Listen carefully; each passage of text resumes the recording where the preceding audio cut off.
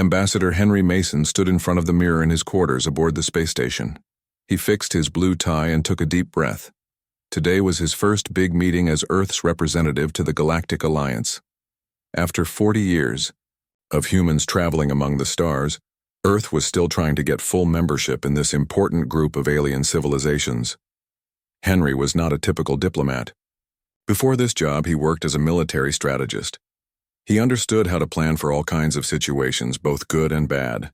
This made some people nervous, but it was why Earth's president picked him for this job.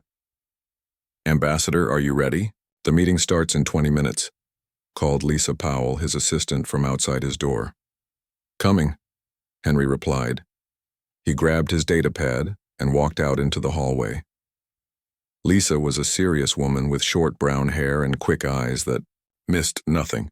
She had worked with 3 ambassadors before Henry. She knew all the rules of space diplomacy, which was why Henry trusted her advice so much. "Remember, this summit includes 17 different alien species," Lisa said as they walked through the curved hallways of Orbital Station 7. "Most have been part of the Alliance for thousands of years. They still see humans as newcomers." Henry nodded. "Any I should be especially careful around?" "The Kralaxians are easily offended by direct eye contact," Lisa said, scrolling through her notes.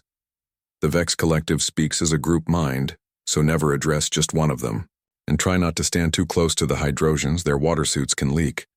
They entered a large elevator that would take them to the conference level. Through the clear walls, they could see Earth glowing blue and green below them. Henry felt a surge of pride. 40 years was nothing compared to how long other species had been in space, but humans had worked hard to prove themselves. "Any other advice?" Henry asked. Lisa looked up from her datapad. "Just be diplomatic. These meetings are usually boring discussions about trade routes and resource sharing. Don't bring up anything controversial." "Like what?" "Like Earth's military history, our survival of the nuclear age, or how quickly we developed space travel after discovering the ruins on Mars. Some species find our history concerning." The elevator doors opened to reveal a grand hallway. Alien representatives of all shapes and sizes moved toward the large doors at the end. "Here we go," Henry muttered. They entered the conference chamber, a massive round room with a table shaped like a ring. Seats of different sizes and shapes lined the outside and inside of the ring to accommodate the various body types of the Alliance members. Henry spotted the Kralaxians right away. They were 8 feet tall with bodies that looked like walking crystal sculptures. Light bounced off their surfaces, creating rainbow patterns on the walls. Nearby, 3 blob-like creatures moved in perfect unison.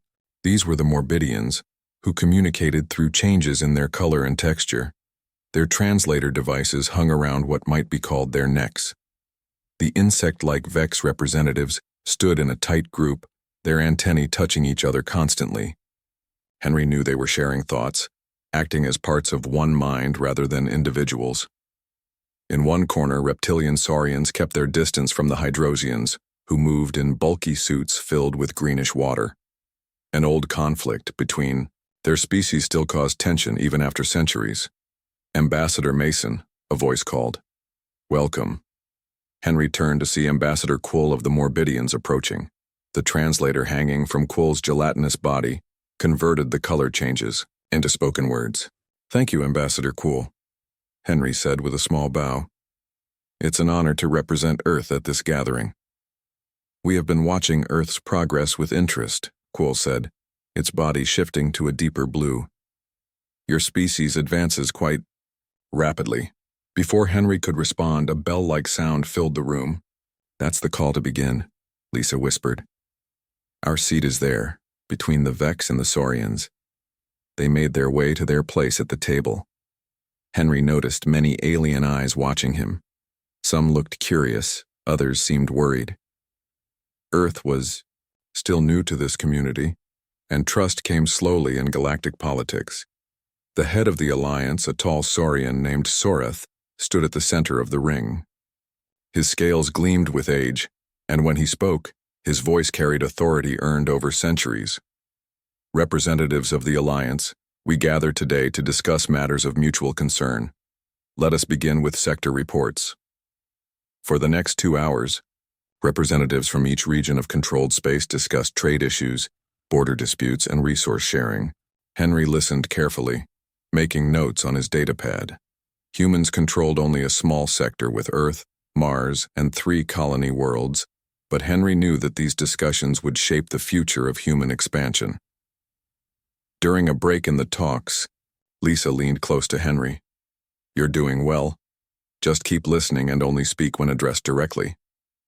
Henry nodded, but his attention was drawn to a heated exchange between the Kralaxian ambassador and the Vex representative. "Your mining operations in the Orion sector are too close to our space lanes," the Kralaxian was saying, crystal fragments tinkling as he gestured. "The collective has rights to those resources," the Vex spokesperson replied, its mandibles clicking. "Your ships can adjust their routes." "Perhaps," Henry said before he could stop himself. "There's a compromise that would benefit both parties." The table fell silent. All eyes turned to Henry.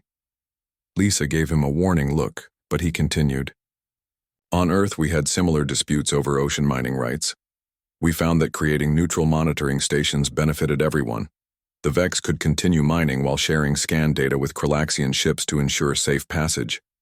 The Kralaxian ambassador's crystalline face was unreadable, but after a moment he nodded. "An interesting suggestion." The Vex representatives chittered among themselves before their spokesperson responded. "The collective finds this acceptable." Ambassador Soreth looked at Henry with new interest. "It seems our human friends bring fresh perspectives to old problems. Let us implement Ambassador Mason's suggestion on a trial basis." As the meeting continued, Henry felt a small sense of accomplishment. It wasn't a major diplomatic victory, but it was a start. By the end of the day's session, several other representatives had approached him with questions about human solutions to various problems. As they left the chamber, Lisa seemed surprised. "That went better than expected." "They're actually listening to you," Henry smiled. "Maybe being newcomers isn't so bad. We see things differently." "Just remember," Lisa warned, "these are still delicate relationships. One wrong move could undo all the progress Earth has made." "I understand," Henry said as they walked back to their quarters. "But I think I'm starting to get the hang of this diplomat thing." What Henry didn't say was that he had spent the entire meeting analyzing each species, noting their strengths, weaknesses, and potential threats. It was an old habit from his military days. Always be prepared for any situation. Little did he know that this habit would soon change humanity's place in the galaxy forever. The second day of the Galactic Summit started with more tension than the first. Henry woke up early and studied his notes. He knew today would focus on security issues across the Alliance territories. This was an area he understood well from his military background. Lisa met him for breakfast in the station's dining area. Unlike Earth restaurants, this place served food from all 17 Alliance species. The air smelled of strange spices and chemicals that humans couldn't eat. "I checked the schedule," Lisa said, sipping her coffee. "Today they'll discuss the pirate attacks near the Orion Nebula outposts. Several trading ships have gone missing." "There." Henry nodded. "I read the reports. Seems like the attacks are getting more organized." "Just remember to let the senior members speak first," Lisa reminded him. "Earth isn't yet seen as a security authority." Henry smiled. "Earth has faced its share of security threats. We might have useful input." Lisa looked worried. "That's exactly the kind of thing that makes other species nervous. They see humans as too focused on conflict." "Is it wrong to be prepared?" Henry asked. "It's not wrong, but it makes them uncomfortable. Many of these species evolved past their violent stages thousands of years ago. They see humanity's rapid rise from world wars to space travel as concerning." Before Henry could respond, a soft chime sounded throughout the station, signaling 30 minutes until the summit resumed. The conference room was already buzzing with activity when they arrived. The Kralaxians seemed especially agitated, their crystal bodies reflecting light in sharp, rapid patterns that Henry had learned indicated stress. Ambassador Zarax, the Kralaxian representative, was speaking loudly to a group that included the Saurians and Hydrosians. The situation cannot continue. 3 of our mining vessels disappeared last month alone. Henry and Lisa took their seats just as Ambassador Soreth called the meeting to order. Today we address the security concerns in the Orion sector, Soreth announced. Ambassador Zarax, please present your report. The tall, crystalline being moved to the center of the ring. Kralaxian ships continued to disappear in the sector bordering Vex Collective territory. We have lost 17 vessels in the past Earth year. We demand action. The Vex representatives chittered angrily, their antennae waving in unison. Their spokesperson stepped forward. The Collective takes offense at this implied accusation. We are not responsible for Kralaxian losses. Then explain. Zarax's voice rang like breaking glass. Why the attacks occur only near your borders. Why your mining operations continue undisturbed while others are targeted. The room erupted with voices. The Morbidians changed colors rapidly, their translator devices struggling to keep up. The Hydrosians bubbled in their water suits. The Saurians hissed warnings. Ambassador Soreth raised his clawed hands for silence. This is not productive. We need solutions, not accusations. Henry watched carefully. The pattern was familiar to him.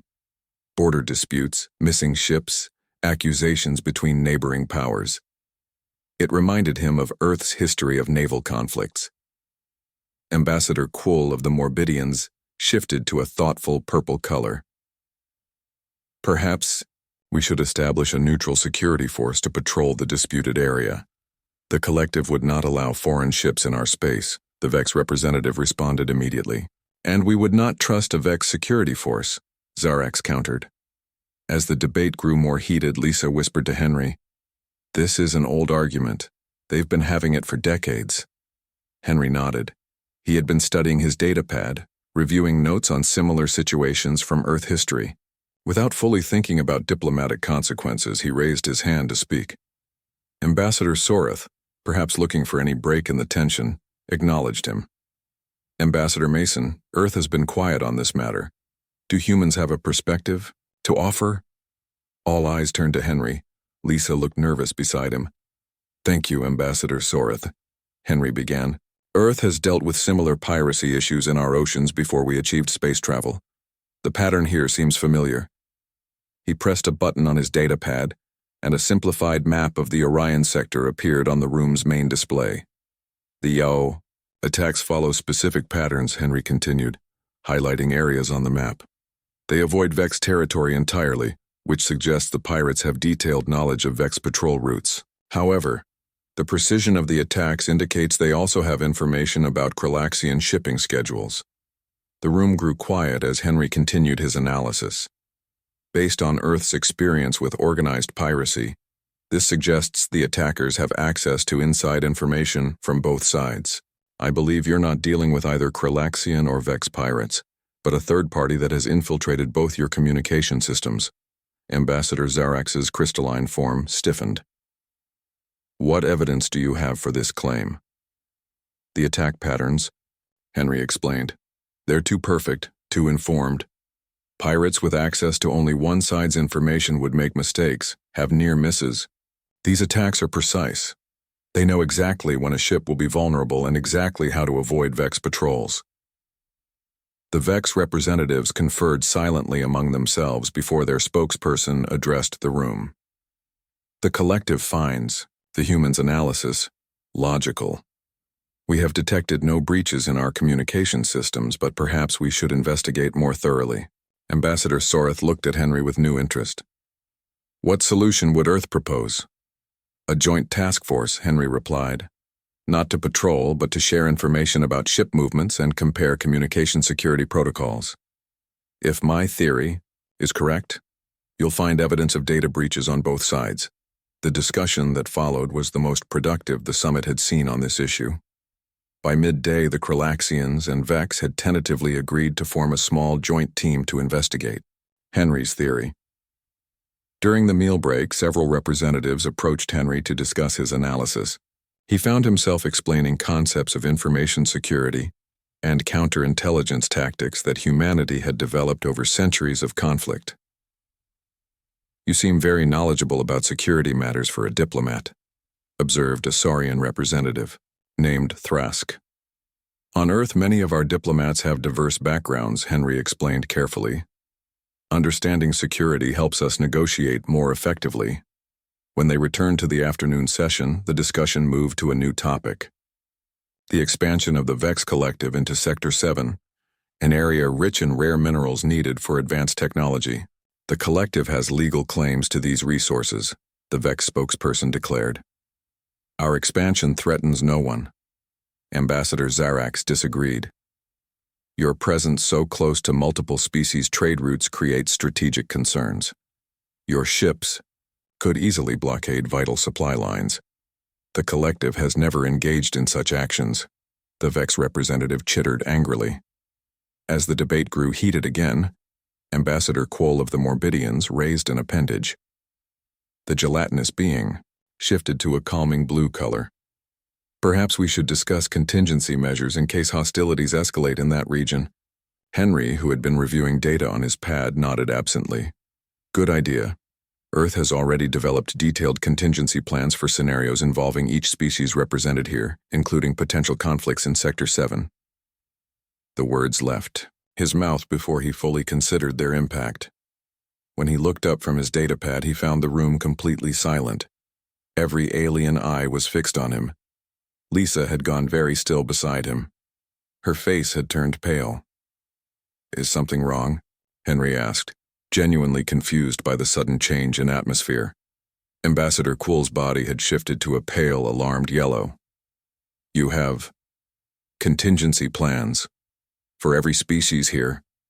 Henry suddenly realized what he had done.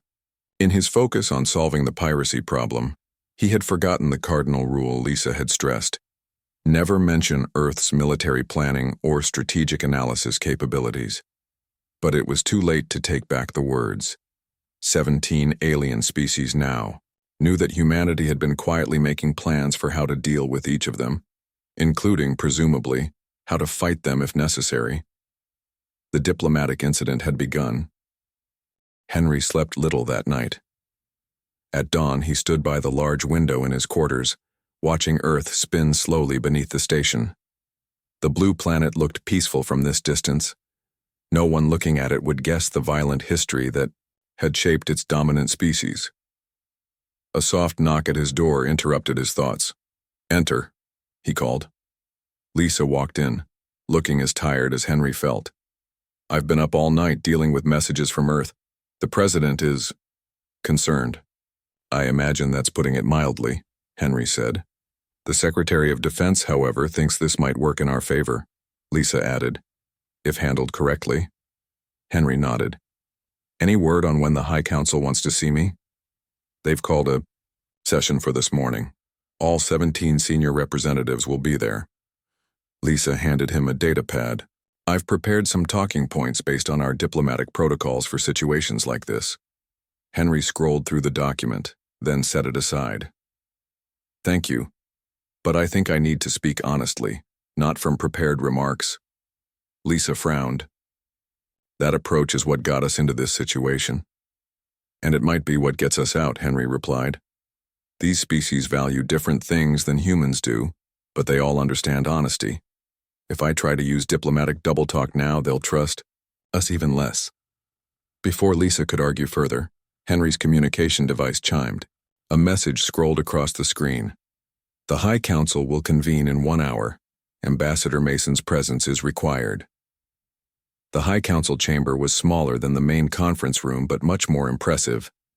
The walls were made of a material that seemed to shift between solid and transparent, occasionally revealing glimpses of the stars beyond. The 17 seats for the council members were arranged in a perfect circle, with a single position in the center for those addressing the council. Henry stood in that center spot, feeling the weight of alien gazes from all directions. Each of the council members was the senior diplomat from their species, beings who had centuries of experience in some cases. Compared to them, humanity's 40 years in space seemed like nothing. Ambassador Soreth, who led the council, spoke first. Ambassador Mason, you have caused quite a stir in the Alliance. Your revelation yesterday has raised serious questions about Earth's approach to interstellar relations. Henry nodded respectfully. I understand, Ambassador. I'm prepared to address those questions honestly. Then let us begin with the most direct question, said Soreth. Does Earth consider the Alliance and its member species potential enemies? The directness of the question surprised Henry, but he appreciated it. No. Ambassador, Earth considers the Alliance a community we hope to join fully one day. Our contingency planning is not a sign of hostile intent, but of thorough preparation. Yet these plans include scenarios where you would fight against us, observed Zarax. The Kralaxian representative. They include scenarios where conflict might occur, Henry corrected gently. Just as I'm sure each of your governments has considered how to respond if relations with other species broke down. An uncomfortable silence followed his words. Henry realized he had struck a nerve. You believe we all maintain such plans? Asked Cool, the Morbidian representative. I believe any responsible government considers all possibilities, Henry replied. The difference may be that humans are more open about it. The Vex representative's antennae twitched rapidly. The collective has analyzed this human behavior pattern. It appears to stem from their evolutionary history as both predator and prey species combined with their unusually competitive social structures. Henry found this assessment surprisingly accurate. That's a fair observation. Humans evolved in an environment that required us to be both cooperative and competitive. We had to work together to survive, but also to compete for limited resources. And this shaped your approach to diplomacy? Asked a Hydrosian representative, voice bubbling through her water-based translator. It shaped our approach to everything, Henry explained. Humans prepare for the worst while working for the best. We imagine what could go wrong, so we can prevent it from happening.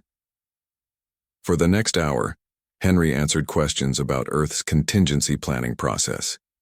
He explained how human governments and organizations developed scenarios for natural disasters, economic crises, and yes, conflicts. He emphasized that the goal was always prevention rather than preparation for inevitable war. May I ask a different kind of question? Thrask, the Saurian representative, leaned forward. These contingency plans of yours, how effective have they been in practice? This was territory where Henry felt confident. Very effective when properly implemented. For example, Earth once faced a potential pandemic that could have killed millions. Because we had detailed plans in place, we contained it with minimal losses. Another example, when a large asteroid was detected on a collision course with Earth in 2098, pre-existing contingency plans allowed us to deflect it within days of discovery. And in cases of conflict, pressed Thrask. The most successful contingency plans are those that never need to be activated, Henry replied. During our Cold War period, when two major powers had nuclear weapons aimed at each other, detailed response plans and clear communication actually helped prevent those weapons from being used. The council members exchanged looks that Henry couldn't interpret. Then Ambassador Soreth spoke again. Ambassador Mason, would you be willing to demonstrate one of these contingency plans? Not in full detail, but enough to help us understand your approach. Henry considered this request carefully. Revealing too much could compromise Earth's security, but refusing would suggest he had something to hide. I can share a general overview of one plan, he said finally. Perhaps the contingency for first contact with a previously unknown sentient species? This seemed to interest the council. Several members nodded or made their species-equivalent gestures of agreement. Henry activated his datapad and projected a simplified flowchart into the center of the room. This is the basic structure of Earth's first contact contingency plan. As you can see, it begins with communication attempts across multiple channels and formats. The council members studied the chart with interest. Henry walked them through the major decision points, explaining how the plan branched based on the other species' responses. Note that even in scenarios where the unknown species seems hostile, the plan repeatedly returns to diplomatic solutions, Henry pointed out. Military responses are always the last resort, activated only if all peaceful approaches fail and Earth faces direct threat. This is more thorough than we expected, admitted Quoll, body shifting to a thoughtful blue color. Humans excel at imagining different futures, Henry said. Sometimes that's a burden. We worry about things that never happen, but it's also our strength. We're rarely caught completely unprepared. As the session continued, Henry sensed a shift in the council's attitude. The initial suspicion was giving way to a grudging respect, or at least curiosity. When he explained how Earth's contingency planning had helped save lives during natural disasters, several representatives nodded in approval. "One final question, Ambassador," said Soreth. "These contingency plans for dealing with alliance species, do they include scenarios where Earth works together with us, not just against us?" Henry smiled. "Absolutely. In fact, the cooperative scenarios outnumber the conflict scenarios by at least 3-to-1. We have detailed plans for joint scientific missions, disaster response, cultural exchanges, and many other collaborative efforts." This answer seemed to please the council. After a brief discussion among themselves, Soreth addressed Henry again. "The council will deliberate on this matter further. For now, you may return to the General Summit sessions. We will inform you of our decision regarding Earth's status." As Henry left the chamber, he felt cautiously optimistic. The questioning had been intense but fair. More importantly, several council members had shown genuine interest in Earth's approach to planning and preparation. Lisa was waiting outside. "How did it go?" she asked anxiously. "Better than expected," Henry replied. "I think they're starting to understand that our planning isn't a sign of aggression but of prudence." "The regular summit session is about to begin," Lisa said. "Are you ready to face everyone after yesterday's revelation?" Henry straightened his tie. "As ready as I'll ever be." When they entered the main conference chamber, Henry immediately noticed a difference. Instead of the usual polite distance other representatives kept from humans, several approached him directly.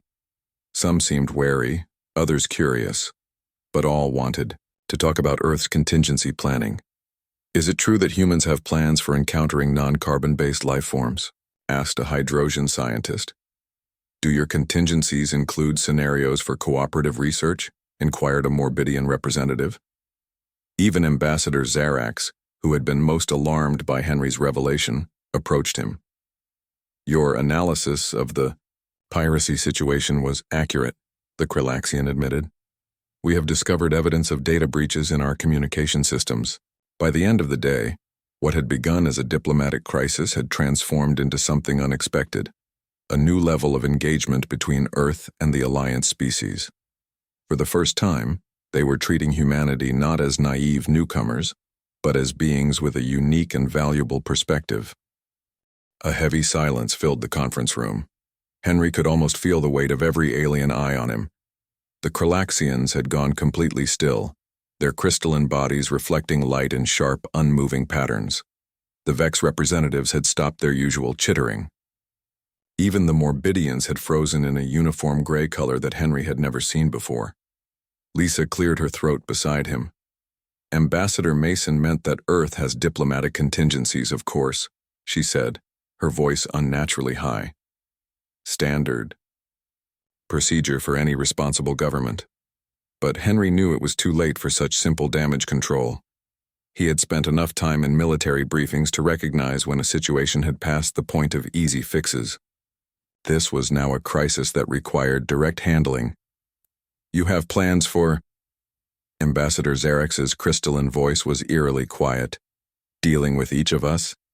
Including how to defeat us in conflict?" Henry made a quick decision. Lying would only make things worse. These species had technologies that could probably detect deception anyway. Honest diplomacy was his only option now. "Yes," he said simply, looking around the room. "Earth has contingency plans for various scenarios involving each alliance member, including potential conflicts, but also for cooperation, trade, environmental disasters, medical emergencies, and many other possibilities." Ambassador Soreth's reptilian face was unreadable. "You admit this openly?" "I see no reason to hide it," Henry replied. Planning for all possibilities is how humans have survived our difficult history. It's not a sign of hostile intent, quite the opposite. We plan carefully so we can avoid conflict whenever possible. Lisa was giving him a look that clearly said, "Stop talking." But Henry knew he had to finish explaining. "Every contingency plan we have starts with peaceful solutions," he continued. "Military options are always the last resort, used only if diplomacy fails completely. How long have you been analyzing us?" The Vex spokesperson's mandibles clicked rapidly. "What data have you gathered?" Henry hesitated. The truthful answer, that Earth had been studying all alien species from the moment of first contact, might seem even more alarming. Ambassador Quill's gelatinous body had shifted from alarmed yellow to a curious orange. "What factors do these plans consider?" "Various scenarios," Henry said carefully. "Our analysts look at each species' biology, technology, cultural values, historical responses to crises, and many other factors. We try to understand how best to communicate and cooperate with each species, as well as how to avoid misunderstandings. And how to exploit weaknesses," added Zarax, crystal fragments tinkling as he shifted position. "We prefer to think of it as understanding strengths," Henry countered.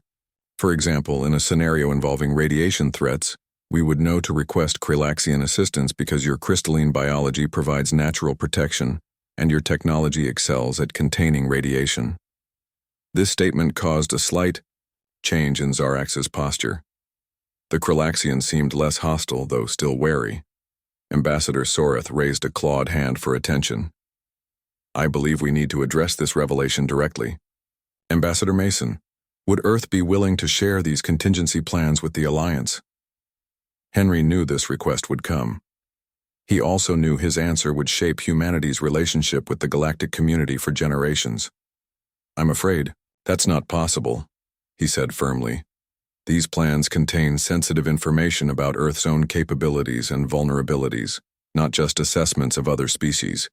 Sharing them would compromise Earth's security." The room filled with murmurs, and translator interpreted sounds of disapproval. "However," Henry continued, raising his voice slightly, "I would be willing to discuss the general principles behind our planning process and show how it has helped us navigate crises in our own history."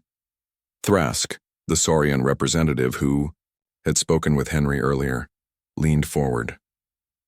"I find myself curious about how a species as young as humanity has developed such thorough analysis capabilities." "Necessity," Henry replied simply. "Earth's history is filled with conflicts, disasters, and near-extinction events. We learn to plan or perish." As Henry spoke about Earth's history of planning, from ancient military strategies to modern disaster preparedness, he noticed a subtle shift in the room. The initial shock and alarm were giving way to something else: curiosity. The Vex representatives had resumed their quiet chittering among themselves.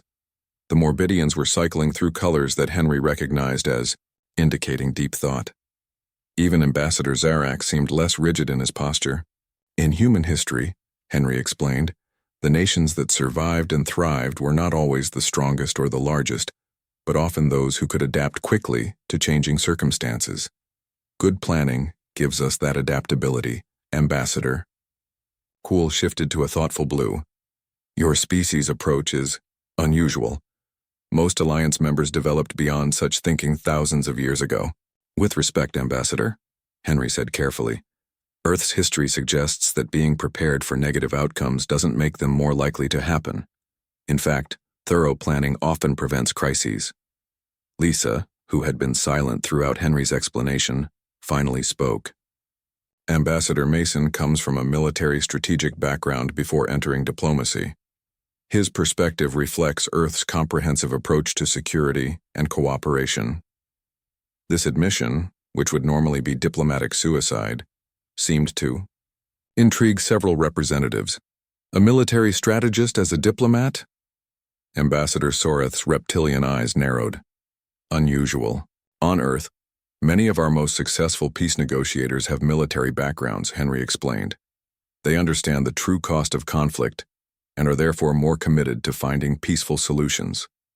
The afternoon session extended long past its scheduled ending as representatives questioned Henry about Earth's approach to galactic relations. Some questions were pointed, others curious, but all reflected a new awareness that humanity was perhaps more complex than they had realized. As the session finally concluded, Ambassador Soreth made an unexpected announcement. In light of today's revelations, I am calling an emergency session of the High Council to discuss Earth's status within the Alliance. Ambassador Mason, you will be summoned to address the Council tomorrow. As the representatives filed out of the chamber, many gave Henry long assessing looks. He couldn't tell if they were looks of respect, fear, or something else entirely. Lisa waited until they were alone in the hallway before speaking. Do you realize what you've done? The High Council could revoke Earth's observer status entirely. 40 years of diplomatic work, gone in an instant because you couldn't keep quiet about our strategic planning. Or, Henry said thoughtfully, they might finally start taking us seriously. Lisa stared at him. Wait, did you do this on purpose? Henry didn't answer directly. For 40 years, the Alliance has treated Earth as a curious novelty. Primitives, who somehow stumbled into space travel. They've kept us at arm's length, never fully including us in important decisions, never fully respecting our capabilities. So you deliberately revealed classified information? Was that your plan all along? Henry shook his head. No, that was a genuine slip. But now that it's happened, I think it might work in our favor. They've been underestimating humanity. Maybe it's time they stopped. Back in his quarters, Henry received message after message from Earth's government. The news of his revelation had traveled faster than expected. Some messages expressed outrage, others concern, and a few, from military leaders, cautious approval. Henry spent hours preparing for his appearance before the High Council. He knew tomorrow would determine not just his future as ambassador, but potentially humanity's place in the galactic community for generations to come. As he worked, he couldn't help but feel a certain irony. Earth's contingency plans had always included a scenario where other species discovered their existence. The recommended response in that scenario was complete honesty about the defensive nature of the plans, followed by an offer of limited cooperation. Henry smiled to himself. Even this diplomatic crisis had been planned for. Perhaps that fact, more than anything else, would help the Alliance understand humanity's unique approach to survival in an uncertain universe. 3 days passed. The summit continued with its scheduled agenda, but everything had changed. Henry found himself invited to small group discussions, where before he had been politely excluded. Representatives who had barely acknowledged him now sought his input on various matters. It's strange, Henry said to Lisa as they prepared for the final day of the summit. A week ago, they treated humans like children who had wandered into an adult conversation. Now they're actually listening to us. Lisa nodded. Your slip about the contingency plans changed how they see us. But the High Council still hasn't announced their decision about Earth's status. That worries me. Henry's communication device chimed with a message. Ambassador Mason is requested to appear before the High Council immediately, prior to the final summit session. Lisa looked alarmed. This could be good or very bad. Only one way to find out, Henry replied, straightening his tie. When Henry entered the High Council chamber, he found all 17 senior representatives waiting in silence. Their faces, or what passed for faces among some species, were unreadable. Ambassador Soreth spoke first. Ambassador Mason, the Council has reached a decision regarding Earth status in light of recent revelations.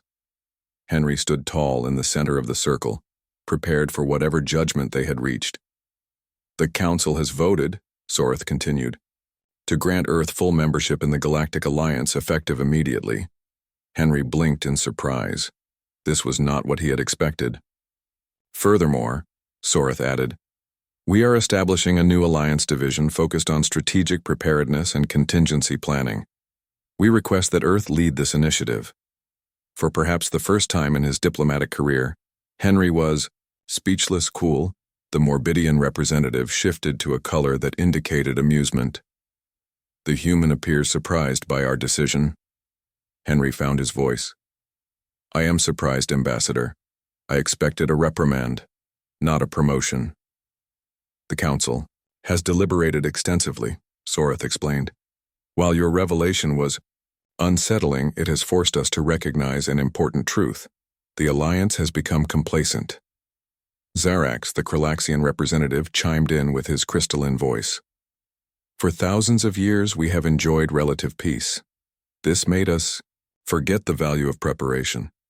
Your piracy analysis demonstrated this clearly. We were blind to a threat directly before us. The collective agrees, added the Vex spokesperson. Your species' approach to planning, while initially concerning, shows wisdom born of harsh experience. Henry listened in amazement as each council member explained their vote. They had come to see humanity's contingency planning not as a sign of aggression, but as a valuable approach that the Alliance had lost over centuries of relative stability. We do not ask for your specific contingency plans, Soreth clarified. Those may remain Earth's classified information, but we do ask that you share your methodology, your approach to identifying potential crises and preparing for them. I would be honored to do so, Henry replied, still trying to process this unexpected turn of events.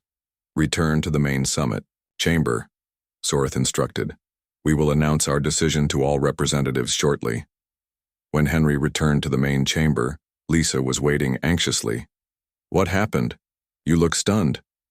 Before he could answer, a chime announced the arrival of the High Council. All conversations ceased as the 17 senior representatives filed into the room. Ambassador Soreth took the central position. Representatives of the Alliance, the Council has reached 2 significant decisions that we wish to announce before the summit concludes. The room was completely silent as Soreth continued. First, Earth is hereby granted full membership in the Galactic Alliance, with all rights and responsibilities that entails. A murmur ran through the assembly. Some representatives looked surprised. Others nodded as if they had expected this. Second, Soreth continued, the Council is establishing a new Alliance division of strategic preparedness to be led by Earth. This division will develop comprehensive planning methodologies for a range of scenarios facing the Alliance. This announcement caused even more discussion. Lisa gripped Henry's arm tightly. Do you realize what this means? She whispered. Earth just went from outsider to leadership position in one step. After the formal announcement, representatives crowded around Henry. Even those who had been most wary of humans now seemed eager to discuss cooperation. The Hydrosian Collective would be interested in joint planning for waterworld environments, bubbled one representative. The Saurian Confederacy would value your input on asteroid defense systems, said Thrask. As the day progressed, Henry found himself in meeting after meeting, discussing how Earth's approach to contingency planning could be adapted for Alliance-wide use. By evening, he had preliminary agreements for cooperation with 12 different species. When the summit finally concluded, Henry and Lisa prepared to return to Earth with news that would change humanity's place in the galaxy. I still can't believe how this turned out, Lisa said as they packed. Your diplomatic slip should have been a disaster. Instead, it's probably the most significant advancement for Earth since we achieved faster-than-light travel. It wasn't really the contingency plans that impressed them, Henry reflected. It was what those plans represent about humanity. Which is what? That we've faced our own violent nature and turned it into something constructive, Henry explained. We've taken our talent for imagining threats and used it to create safety instead. They've had peace so long they forgot how to prepare for its absence. Their ship departed the station the next morning. As Earth grew larger in the view screen, Henry thought about the message he would deliver to the president. How do you explain that revealing classified information had somehow earned humanity not just acceptance but respect in the galactic community? 6 months later, Henry stood in a new office on the rebuilt Orbital Station 7, now the headquarters, of the Alliance Division of Strategic Preparedness. The walls were lined with displays showing potential crisis points across Alliance space, along with response plans developed jointly by human and alien experts. Lisa, now his chief of staff, entered with a datapad. The Kralaxian Vex Joint Task Force reports they've captured the last of the pirate leaders. Your analysis was correct. They had infiltrated communication systems on both sides. Henry nodded. Good. What about the contingency planning for the Orion Nebula solar flares? Teams from 6 species are working on it, Lisa replied. The Hydrosians and Morbidians had surprisingly complementary approaches. A communication alert sounded. Ambassador Mason, said a voice. The Alliance Council is requesting your presence for the quarterly security briefing. On my way, Henry replied. As he walked through the station halls, he passed representatives of all 17 Alliance species working together on various planning projects. Humans worked alongside beings they would once have seen as alien threats, all focused on preparing for a safer future. Henry smiled to himself. Earth's contingency planning had started as a way to protect one planet against possible threats. Now it was helping to safeguard life across dozens of worlds. In the council chamber, Ambassador Soreth greeted him warmly. Ambassador Mason, the Council is ready for your assessment of current Alliance security status. Henry activated his presentation display, showing a galaxy map with potential crisis points clearly marked. Thank you, Ambassador Soreth. As you can see, our joint planning teams have identified several areas of concern. But more importantly, they've developed response strategies that draw on the strengths of multiple species. As he presented the work of his division, Henry reflected on how much had changed since that day he had carelessly mentioned Earth's contingency plans. What had seemed like a diplomatic disaster had become the foundation for a new kind of cooperation. The revelation that had shocked the galactic community, that humans planned for every possible scenario, including conflicts with their allies, had ultimately been recognized as humanity's greatest strength. Not because humans were eager for conflict, but because they had learned from their violent history how precious peace truly was, and how much work it took to maintain it. In conclusion, Henry said to the Council, the Joint Human Alliance Planning teams have developed response protocols for 97 potential crisis scenarios, from natural disasters to security threats. In every case, the combined expertise of multiple species has created stronger plans than any single civilization could develop alone. Ambassador Kuhl shifted to a satisfied green color. It seems that humanity's approach to galactic relations has benefits we did not anticipate. Indeed, added Zarak's crystal fragments catching the light. Who would have thought that the species most prepared for conflict would be the one to strengthen our peaceful cooperation? As the meeting concluded, Henry received a message from Earth's president. Alliance leadership reports unprecedented levels of cooperation between member species. Your diplomatic incident may go down as the most successful mistake in human history. Henry smiled as he read it. In his years as a military strategist, he had learned that preparation was essential for survival. But in his time as ambassador, he had learned something equally important. Sometimes the best outcomes come from the most unexpected beginnings.